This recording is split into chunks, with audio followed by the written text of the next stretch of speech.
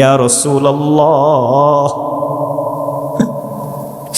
ইয়া হাবিবাল্লাহ, এই নবী বলো না আমার আব্বা কোথায়? ছোট্ট শিশু কেঁদে কেঁদে বলছে। এবার নবীজির সামনে চলে আসছে বশির। আল্লাহর রসুলের এত দয়া, যারে আল্লাহ কোরআনের আয়াত নাজিল করে বলে রহমাতুল লিল আলামিন, একটা প্রাণীর প্রতিও নবীর এত দয়া ছিল। নবীজির কদমের মধ্যে অবলা প্রাণীরা পর্যন্ত পড়ে যেত। সেই নবীজি তার দিন কায়েমের জন্য সাহাবী শহীদ হয়ে আল্লাহর জান্নাতে চলে গেছেন। মা হারা এবার বাবাকে হারিয়েছে। সেই ছোট্ট শিশু যার দিলটা রহমতের দয়া দিয়া ভরা, নবীরে জিজ্ঞাসা করে বলো আমার বাবা কোথায়? এই নবী কিভাবে জবাব দিবে বলেন?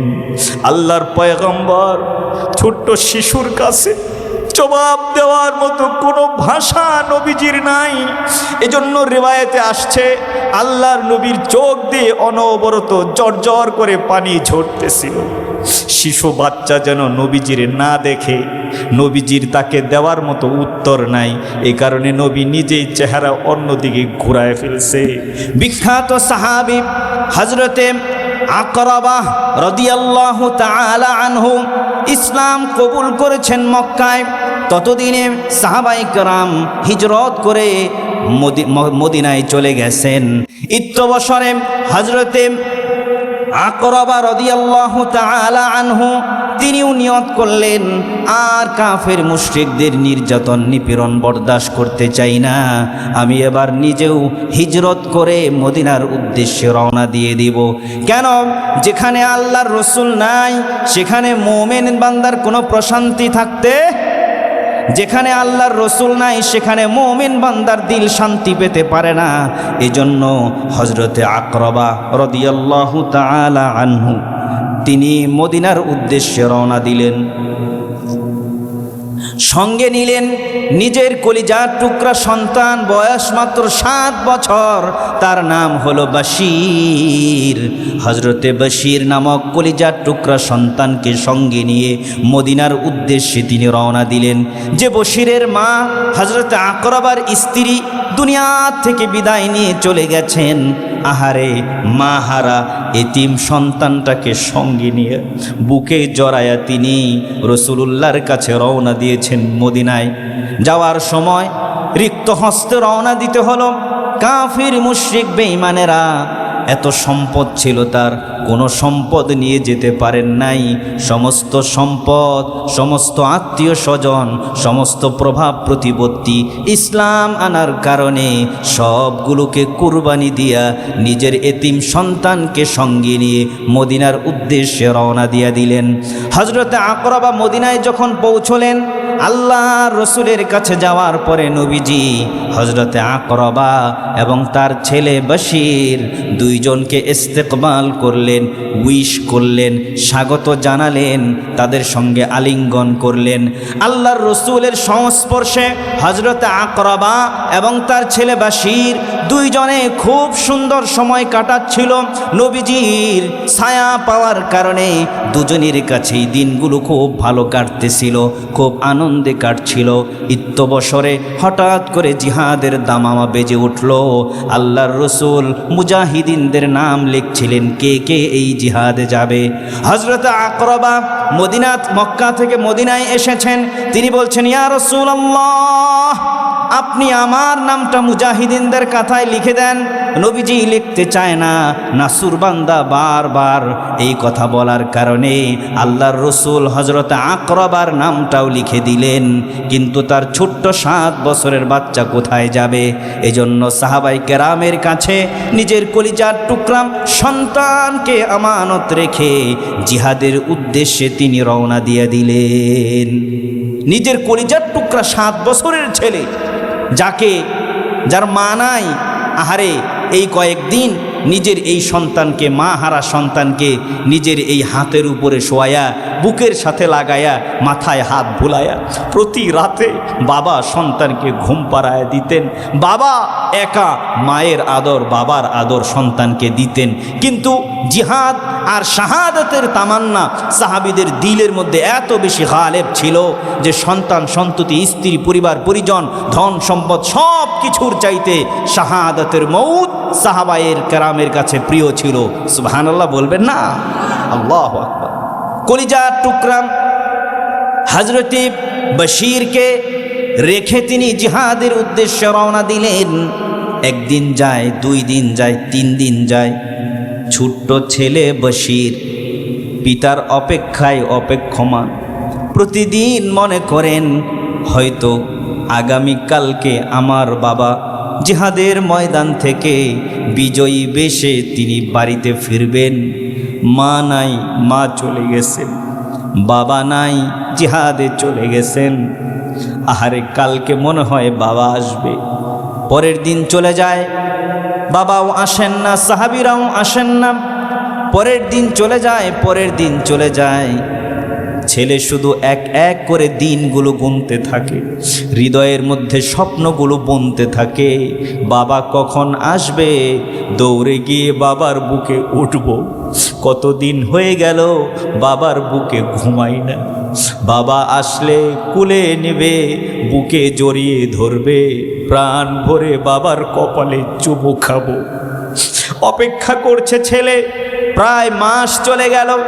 ওই জিহাদের ময়দানে এই ছোট্ট বশিরের বাবা আল্লাহর রাহে দিন কায়েমের জন্য বীর বিক্রমে জিহাদ করতে করতে এক পর্যায়ে শাহাদাতের অমিয় সুধা পান করে ছোট্ট বশিরকে মা হারা, এবার পিতৃহারা করে জনমের তরে সন্তানকে এতিম করে দুনিয়া থেকে বাবা বিদায় নিয়ে চলে গেছেন। এবার যখন মাস প্রায় শেষ, ওই জিহাদের সমাপ্তি হলো। সাহাবাই কেরাম জিহাদ শেষে বাড়িতে ফিরতেছেন। দূরের থেকেই আওয়াজ এসেছে, ওই কাফেলা তো মদিনায় ফিরে আসতেছে। ছোট্ট বশির বসা থেকে উঠে দাঁড়িয়ে একটা দৌড় দিয়েছে, আব্বা আসতেছে। দৌড়ে গিয়ে পাহাড়ের উপরে উঠেছে, অপেক্ষমান। দেখবেন বাবা যখন কাছে আসবে আমি সবার আগে দৌড়ে গিয়ে বাবার কুলে উঠব। হযরতে বশির পাহাড়ের চূড়ায় দাঁড়িয়ে আছে, যেন দূর থেকেই বাবাকে দেখা যায়। বুকের ভিতরে দুরু দুরু কাঁপছে, চোখটা ছলছল করছে, অশ্রুসিক্ত।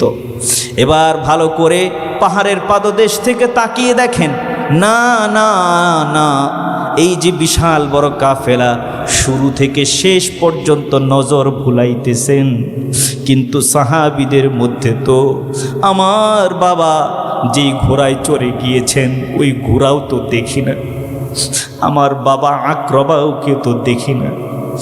তার মনের ভিতরে এবার তীব্র যন্ত্রণার ঝড় শুরু হয়ে গেল, তবে কি আমার বাবা? না না না। ছোট্ট বশির পাহাড় থেকে নেমে দৌড়ে নিচে এসেছেন, নিজেই আগে বেড়ে সাহাবীদের কাছে যাচ্ছেন। মদিনার কাছাকাছি যখন কাফেলা চলে আসছে, বশির দৌড়ে সবার সামনে চলে গেছে।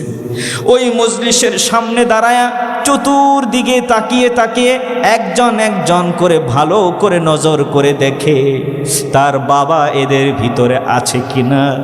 কিন্তু বড় দুঃখের কথা, মা হারা এতিম বশির তাকিয়ে দেখে এদের ভিতরে প্রথম কাতারেও বাবা নাই, দ্বিতীয় কাতারেও বাবা নাই, তৃতীয় কাতারেও বাবা নাই।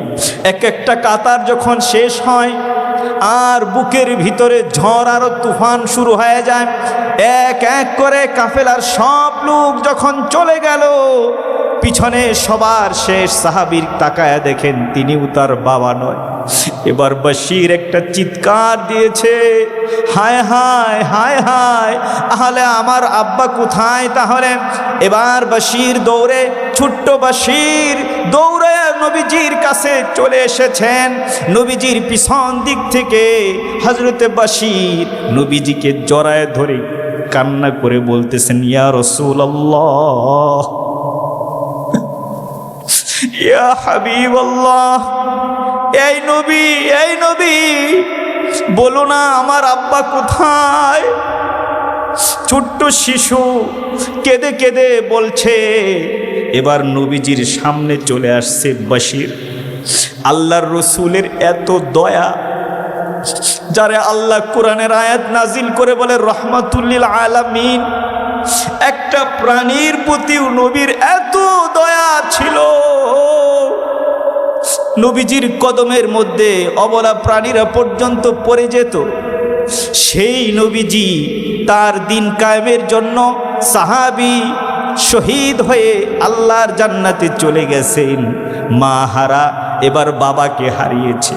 সেই ছোট্ট শিশু যার দিলটা রহমতের দয়া দিয়া ভরা, নবীরে জিজ্ঞাসা করে বলো আমার বাবা কোথায়? এই নবী কিভাবে জবাব দিবে বলেন? আল্লাহর পয়গম্বর ছোট্ট শিশুর কাছে জবাব দেওয়ার মতো কোনো ভাষা নবীজির নাই। এজন্য রিওয়ায়েতে আসছে আল্লাহর নবীর চোখ দিয়ে অনবরত জর্জর করে পানি ঝরতেছিল। শিশু বাচ্চা যেন নবীজির না দেখে, নবীজির তাকে দেওয়ার মতো উত্তর নাই। এই কারণে নবী নিজেই চেহারা অন্যদিকে ঘুরায় ফেলছে। বশির ওই দিকে সামনে যায়, নবীজিরে ধাক্কা দেয়া বলে, এই নবী বলো না আমার বাবা কোথায়? আল্লাহর পয়গম্বর বশিরকে দেওয়ার মতো কোনো জবাব নাই। নবীও কান্দে, বশির কান্দে। নবী যখন অনেকক্ষণ জবাব দেয় না, শুধু কান্দে, ছোট্ট বশিরের বুঝতে বাকি নাই এই জিহাদের ময়দানে নির্ঘাত তার পিতা শহীদ হয়ে গেছে। এবার বশির একটা চিৎকার দিয়ে বলে, ইয়া রাসূলুল্লাহ, তবে কি আমি জনমের তরে এতিম হয়ে গেলাম? আল্লাহর নবী বশির ওই ছোট্ট বাচ্চাটাকে দুই হাত দিয়ে শক্ত করে ধরে রাসূলুল্লাহর বুকের সাথে লাগাইছে। আল্লাহু আকবার, আল্লাহু আকবার, আল্লাহু আকবার। হাদিসের এমন একটা কথা নবী তখন বলেছেন, আল্লাহর কসম আমি নিজে বারবার আল্লাহকে বলি, আল্লাহ, নিজের মা বাবাকে হারিয়েও আল্লাহর নবী যদি এইভাবে আমার বুকে নিয়ে আমাকে যদি এই কথাটা বলতেন, আমার কতই না ভালো লাগতো। আল্লাহর রাসূল বশিরকে ডাক দিয়ে বলেন, বশির, হাদিসের কথা নবীজির জবান দিয়ে এসেছে। বশিরকে বুকে আগলে ধরে বলেন, বশির রে, আমা তারদা আন আকুনা আনা আবাকা ওয়া আয়েশাতা উম্মাক। ও বশির, এই জীবনে তুমি আর তোমার মা বাবাকে পাবে না, কিন্তু আমি তোমার কাছে জানতে চাই, তুমি কি এতে রাজি নও, খুশি নও? আজকে থেকে আমি নবী মুহাম্মদ তোমার বাবা, আম্মা জান আয়েশা তোমার মা হয়ে যাবে। এবার বশির আল্লাহ তাআলা ওই বয়সে কি পরিমাণ তাকে কবুল করেছেন, যোগ্যতা দিয়েছেন, চোখের পানি মুছে হাসি দিয়ে বলেন, ইয়া রাসূলুল্লাহ, যে নবীর দিন কায়েমের জন্য আমার বাবা শহীদ হয়েছেন, সেই নবীকে বাবা হিসেবে পাওয়ার পরে এই জীবনে আমার আর কোনো দুঃখ থাকতে পারে না। মুসলমান ভাইরারে আমার, আগেই বলেছিলাম দিল দিয়ে কথাগুলো বুঝবেন। আল্লাহ তাআলা বলেছেন যে আয়াতে কারিমার তাফসীর বলছিলাম, ইন্নাল্লাহা আশতারা মিনাল মুমিনিনা আনফুসাহুম ওয়া আমওয়ালাহুম বিআন্না লাহুমুল জান্নাহ। মালিক আল্লাহ তাআলা বলেন, ও দুনিয়ার মুমিন বান্দারা, আমি আল্লাহ তোমাদের কাছ থেকে তোমার জান আর মাল ক্রয় করে নিয়েছি, বিনিময়ে আমি আল্লাহ তোমার জন্য জান্নাত রেখেছি। জানের কুরবানি কিভাবে করতে হয় দেখুন, সাহাবায়ে কেরামের জীবনী থেকে দেখুন কি পরিমাণ জানের কুরবানি তারা করেছেন।